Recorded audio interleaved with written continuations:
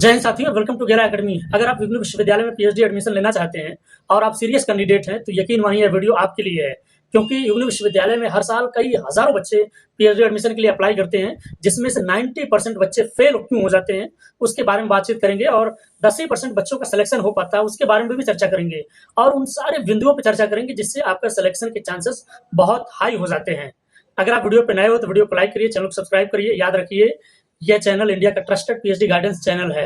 आज मैंने पूरा चिट्ठा इस मोबाइल में सुबह से मैं टाइप कर रहा था और पूरा एनालिसिस कर रहा था 3-4 सालों का युग्म विश्वविद्यालय में क्या क्या पूछा जाता है, जिससे मैं एक बेहतर वीडियो बना के आप सभी को बता सकूं। किन बिंदुओं पर हम लोग चर्चा करेंगे, आइए मैं वीडियो की रूपरेखा आपको पहले बता देता हूँ। आज के इस वीडियो में मैं बताऊंगा कि 90% लोग गलती कहाँ कर रहे हैं। पहला चीज तो ये बताऊंगा।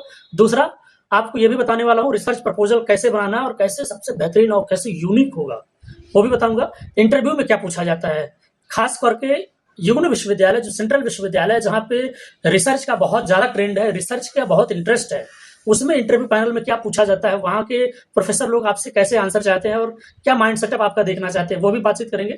आपका सिलेक्शन प्रोसेस क्या रहने वाला है इंटरव्यू में वो भी जानेंगे और लास्ट में वीडियो के हम लोग उन बिंदुओं पर बातचीत करेंगे जिससे आपका सिलेक्शन हो पाए, आपके सिलेक्शन होने के चांसेस बढ़ जाए। इन सारे बिंदुओं पे हम लोग बातचीत करेंगे। ठीक, तो वीडियो को लाइक करिए, चैनल को सब्सक्राइब करिए और कमेंट करिए आपका सब्जेक्ट क्या है। तो चलिए पहले तो हम बातचीत कर लेते हैं कि सिलेक्शन प्रोसेस क्या है। युग्म विश्वविद्यालय ने क्या किया, सिलेक्शन की 4 कैटेगरी रखी है। पहला जेआरएफ वाले बच्चे, दूसरा नेट वाले बच्चे, तीसरा ओनली पीएचडी पास वाले बच्चे और चौथा जो एंट्रेंस टेस्ट देख के इंटरव्यू देने आएंगे। देखिए जो बच्चे जेआरएफ है उनका 100% इंटरव्यू जो होगा इंटरव्यू बेस पे होगा, उनका कोई स्कोर नहीं जोड़ा जाएगा। वो जेआरएफ पास है उसी पे 30% पे उनका इंटरव्यू होना है। जो बच्चे नेट पास हैं उनका सिलेक्शन जो होने वाला है वो 30% उनके नेट के स्कोर के आधार पे होगा, 70% उनका इंटरव्यू के स्कोर पे होने वाला है। आप जो बच्चे ओनली पीएचडी हैं उनका 100% इंटरव्यू बेस ही रहेगा, मतलब इंटरव्यू बेस में पूरा उनको परफॉर्मेंस करना है। और जो बच्चे एंट्रेंस टेस्ट देके आएंगे उनको तो इंटरव्यू में पूरा बेहतरीन परफॉर्मेंस करना ही करना है। यानी कि जो चारों कैटेगरी है, चाहे नेट जेआरएफ पास हो, चाहे नेट पास हो, चाहे ओनली पीएचडी पास हो या फिर एंट्रेंस टेस्ट देके आने वाले बच्चे हों, सबको इंटरव्यू देना कंपलसरी है। और इंटरव्यू ही चांसेस बढ़ाता है कि आपका सिलेक्शन होगा या नहीं होगा। कोई फर्क नहीं पड़ता आप नेट पास हैं, जेआरएफ पास हैं या एंट्रेंस टेस्ट देके आए हैं। ठीक, अब अगला चीज 90% बच्चे फेल क्यों हो जाते हैं। जो 10% बच्चे सेलेक्ट होते हैं वो तो अपनी जगह, जो बच्चे फेल होते हैं उनकी संख्या बहुत ज्यादा है, इसलिए उनकी चर्चा करना बहुत जरूरी है।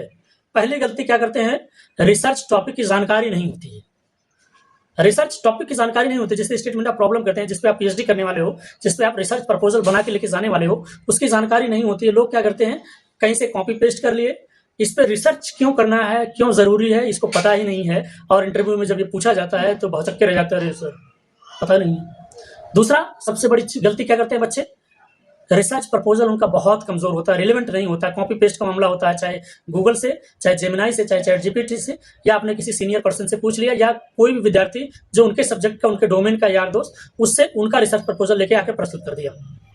जो इंटरव्यू पैनल में प्रोफेसर बैठे हैं हर साल उनका यही काम है, सैकड़ों बच्चे उनके सामने रोज रोज का मतलब हर साल आते हैं, उनको पता चल जाता है कौन बच्चा होशियार है, कौन बच्चा चालाक बन रहा है, कौन बच्चा बेवकूफ बना रहा है, कौन बच्चा ओवर स्मार्ट बन रहा है, कौन इंग्लिश हार रहा है, कौन बच्चा जानता कुछ नहीं है लेकिन बकवास ज्यादा कर रहा है। वो सब पता चल जाता है। अगर आप जेन्युइन बच्चे हैं तो पता चल जाएगा आपका रिसर्च प्रपोजल स्ट्रांग है या नहीं है।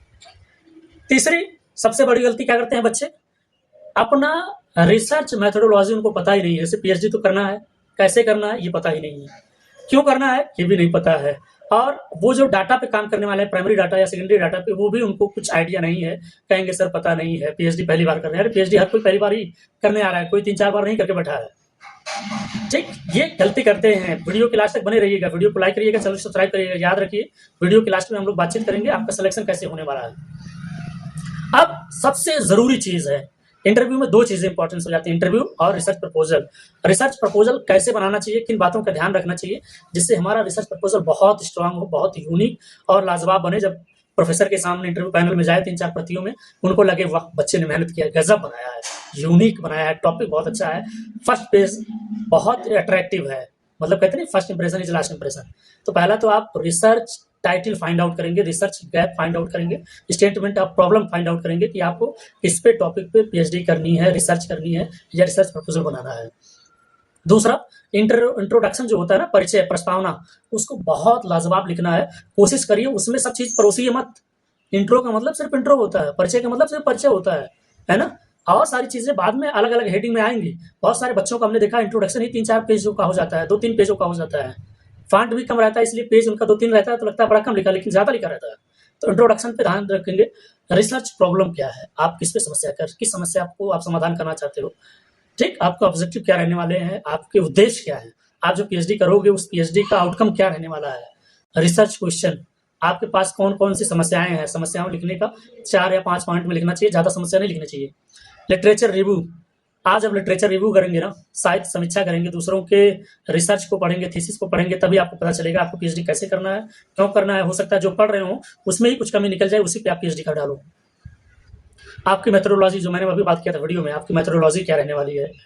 एक्सपेक्टेड आउटकम, मतलब आप जब पीएचडी सबमिट कर दोगे, थीसिस सबमिट कर दोगे या रिसर्च प्रपोजल लेके जा रहे हो, तो उससे सोसाइटी को क्या बेनिफिट रहने वाला, गवर्नमेंट पॉलिसी को क्या फ़ायदा होने वाला है, यूनिवर्सिटी को क्या फ़ायदा होने वाला है, ओवरऑल मतलब उस थीसिस का, आपके पीएचडी का आउटकम क्या रहने वाला है, मतलब उसका फ़ायदा क्या होगा, कहीं कूड़ा-कबाड़ा में तो नहीं चला जाएगा। और अगली चीज़ होती है रेफरेंसेस। हर कोई चीज़ जो पढ़ता है, लिखता है, सोचता है, बोलता है, दिखाता है, कहीं न कहीं पढ़ा होगा, किसी ने बताया होगा, कहीं न कहीं सीखा होगा। रेफरेंसेस देना बहुत ज़रूरी होता है। अगर आप चाहते हो कि आपने अपनी सब चीज़ अपने मन से लिखी है, तो ऐसा नहीं है। कहीं न कहीं आप पढ़ा होगा, कहीं न कहीं देखा होगा, तो रेफरेंसेस देना बहुत ज़रूरी होता है। और अगला टॉपिक, इंटरव्यू में क्या पूछा जाता है? युग्नू का अपना ट्रेंड क्या है? युग्नू में रिसर्च का ट्रेंड क्या है? युग्नू में कौन से एरिया का बहुत ज़्यादा क्वेश्चन पूछा जाता है? देखिए, युग्नू में स्पेशली क्या पूछा जाता है, आपका रिसर्च प्रपोजल से ही सारे क्वेश्चन पूछे जाते हैं। आपका सब्जेक्ट नॉलेज नहीं देखा जाएगा। मान लीजिए मेरा मैथ है, केमिस्ट्री है, बॉटनी है, ज्योग्राफी है, साइंस है, हिंदी है, होम साइंस है ना? हिस्ट्री है, कुछ भी है। यहाँ पे सब्जेक्ट नॉलेज का क्वेश्चन बहुत कम पूछा जाता है। यहाँ पे सबसे ज़्यादा क्वेश्चन पूछा जाता है आपके रिसर्च प्रपोजल का। यहाँ पे जो टेस्ट होने वाला है वो पर्सनालिटी टेस्ट होने वाला है, आपका माइंड सेट का टेस्ट होने वाला है, क्योंकि वहाँ देखा जाता है आप जिस प्रोफेसर के अंदर, जिस इस कैंपस के अंदर जो पीएचडी करने वाले हो 3 सालों तक, 5 सालों तक, आपका माइंड सेट पीएचडी करने वाला है कि नहीं, क्योंकि बहुत टाइम टेकिंग और पेशेंस वाला काम है पीएचडी करना। बहुत सारे बच्चे गलत तरीके से अगर टॉपिक चुन लेते हैं या गाइड मिल जाते हैं तो ज़िंदगी भर रिग्रेट करते हैं कि मैं पीएचडी में आया क्यों। बहुत सारे बच्चे तो बीच में पीएचडी छोड़ के भाग भी जाते हैं। तो इसलिए आप लोग पूरी तन्मयता के साथ काम करिएगा। वीडियो को लाइक करना, चैनल को सब्सक्राइब करना, कमेंट करना भूलना नहीं है। अभी जुड़े रहना वीडियो क्लास में, बहुत सारी अच्छी-अच्छी बातें करने वाला हूँ मैं। और अगली चीज़, ठीक, अब इंटरव्यू में क्या पूछा जाता है? सब्जेक्ट नॉलेज तो आपसे पूछा ही नहीं जाता। 2-4 क्वेश्चन पूछा तो पूछा, नहीं तो वो भी नहीं पूछते। मतलब मैंने देखा है कि पूछा ही नहीं जाता, एक भी क्वेश्चन नहीं पूछते हैं। पहला क्वेश्चन तो ये पूछते हैं, बेटा आप पीएचडी क्यों करना चाहते हो? बताओ ना, चाहे लड़की हो चाहे लड़का, आप पीएचडी क्यों करना चाहते हो? आपने यही टॉपिक क्यों चुना? मतलब जो आप टॉपिक चुने, यही टॉपिक क्यों चुना? ऑलरेडी इसमें बहुत सारी पीएचडी हो चुकी है, आप इसमें नया क्या करने वाले हो? आपको कैसे पता चला इसी टॉपिक पे आपको पीएचडी करनी चाहिए? इन सारे सवालों का आप लोग बहुत स्ट्रांग कोई आंसर खोज के रखेंगे। और इसके अलावा पूछेंगे रिसर्च गैप क्या है? रिसर्च गैप क्या है? रिसर्च गैप मतलब शोध अंतराल। आपको कैसे पता चला इसी पीएचडी करनी चाहिए, मैं इसी पे पीएचडी करूंगा? उसी को शोध गैप कहते हैं, रिसर्च। आप किस पे काम करने वाले हो? प्राइमरी डाटा पे, सेकेंडरी डाटा पे? आप मूल शोध करोगे कि कहीं से कॉपी पेस्ट करने वाले हो? इन सभी प्रश्नों की तैयारी इंटरव्यू में अगर आप नहीं किया है तो यकीन मानिए आपके रिजेक्शन होने के चांसेस बहुत हाई है। आप भी 90% लोगों में चले जाओगे, 10% लोगों में नहीं आओगे। अब सबसे ज़रूरी चीज़ है, आपका सिलेक्शन कैसे होगा? आप चाहे जेआरएफ पास हो, चाहे नेट पास हो, चाहे उनके पीएचडी पास हो, या एंट्रेंस टेस्ट दे के पास हुए इंटरव्यू में आ रहे हो, तो आपका सिलेक्शन कैसे होगा? देखिए, सबसे ज़रूरी चीज़ 2 तरीका होता है। पहला, ईमानदारी से खुद से मेहनत करो, सही या गलत। लेकिन अगर किसी के मार्गदर्शन में आप काम कर रहे हो तो बहुत अच्छा हो जाता है, क्योंकि सबको ये नहीं पता होता है पीएचडी इंटरव्यू में कैसे बैठना है, कैसे इंटरव्यू पैनल को फेस करना है, कैसे मोटिवेट को बनाए रखना है, कैसे रिसर्च प्रपोजल बनाना है, क्या तैयारियां करनी है, क्या ड्रेस सेंस पहनना है। लड़कियां जो किसी भी प्रोग्राम में जाती हैं ना, पहुंच जाती हैं ब्यूटी पार्लर, लिपाई पोताई करके पहुंचती हैं, मेकअप करके, ये वो, आईब्रो, लिपी, बाल, hair, you nail polish, nail बड़े बड़े एकदम मार दो तो गला कट जाए। और लड़के जो दाढ़ी उड़ी रखते हैं, चश्मा उश्मा लगा के दाढ़ी बाल ऐसा सेट कराएंगे जैसे लगता है मॉडलिंग करने जा रहे हैं। तो इन सब चीज़ों को ध्यान रखना है। अब करना क्या है, अगर आप रिसर्च प्रपोजल बनवाना चाहते हैं या बनाने में हेल्प चाहते हैं, सिनॉप्सिस बनाने में हेल्प चाहते हैं, टॉपिक चुनने में हेल्प चाहते हैं, पीपीटी पीडीएफ बनाने में हेल्प चाहते हैं, इंटरव्यू पूरा प्रिपरेशन, कैसे सवालों का जवाब देना है, बेसिक सवालों का कैसे जवाब देना है, मॉडरेट सवालों का कैसे जवाब देना है, एडवांस लेवल क्वेश्चन के जवाब कैसे देना है, उस इंटरव्यू पैनल को कैसे फेस करना है।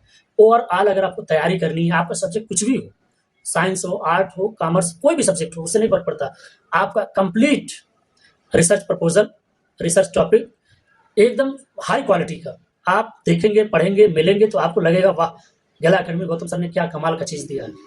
इन सारी चीज़ों का आप अगर तैयारी चाहते हैं तो डिस्क्रिप्शन बॉक्स में टेलीग्राम चैनल का लिंक होगा और व्हाट्सएप चैनल का लिंक होगा। पहला तो आप उसे ज्वाइन करिए। दूसरा, व्हाट्सएप नंबर दिया होगा, आप वहाँ पे अपना सब्जेक्ट, अपना कैटेगरी, आप नेट पास है, जेआरएफ पास है, एंट्रेंस टेस्ट देने वाले हैं, या पीएचडी पास है, वो लिखेंगे। आप अपना जिला लिखेंगे, अपना नाम लिखेंगे, अपना सब्जेक्ट कमेंट करिए। आपको क्या हेल्प चाहिए, रिसर्च प्रपोजल बनाने में हेल्प चाहिए या इंटरव्यू प्रिपरेशन करना है उसमें हेल्प चाहिए, वो आप मुझसे लिख के जब मैसेज करेंगे तो हमारी तरफ से आपको मैसेज जाएगा। याद रखिए, आपका सिलेक्शन जो होना है, पूरा का पूरा सिलेक्शन बेस है आपके रिसर्च प्रपोजल पे, पूरा का पूरा सिलेक्शन बेस है आपके इंटरव्यू प्रिपरेशन पे। तो हमारे यहाँ से सैकड़ों बच्चे सिलेक्ट हो रहे हैं। मैं ये नहीं कहता, मैं दावा भी नहीं करता, आप मेरे साथ जुड़ोगे, आपको खुद ही एहसास होगा। कहते नहीं कि चाहे बताओ ना बताओ, लेकिन हमें पता ही चल जाता है कि सर ठीक कहते हैं, सही बोलते हैं। बाकी सारे लोग हवा हवाई ये भी सर गलत बोल रहे हैं, गौतम सर भले कहते हैं लेकिन गलत बोलते हैं। आप हमारे साथ जुड़ोगे तो आप दिल से जुड़ जाओगे। यकीन मानो, एक बार मैं आपको सिखाऊंगा रिसर्च प्रपोजल बनाना, इंटरव्यू प्रिपरेशन करना, आप हर विश्वविद्यालय में इसी मेथड को अपनाएंगे और कोई भी यूनिवर्सिटी हो, चाहे स्टेट हो चाहे सेंट्रल हो, आपका सिलेक्शन पक्का तय हो जाएगा। तो चलिए, डिस्क्रिप्शन बॉक्स में टेलीग्राम चैनल को ज्वाइन करना, व्हाट्सएप चैनल को ज्वाइन करना और व्हाट्सएप पे मैसेज करना। आप अगर सीरियस कैंडिडेट है तभी मैसेज करना, बाकी कोई अदरवाइज हेलो हाय फ्री वाला काम सिस्टम यहाँ नहीं है भाई। अगर आप सीरियस हो अपने करियर को लेकर, अपने फ्यूचर को लेकर, तभी आप मैसेज करिए, अन्यथा आप मैसेज ना करिए। ठीक, किसी के पास टाइम नहीं है, ना तो आपके पास, ना मेरे पास, ना किसी और के पास जो मेरी टीम काम करती है।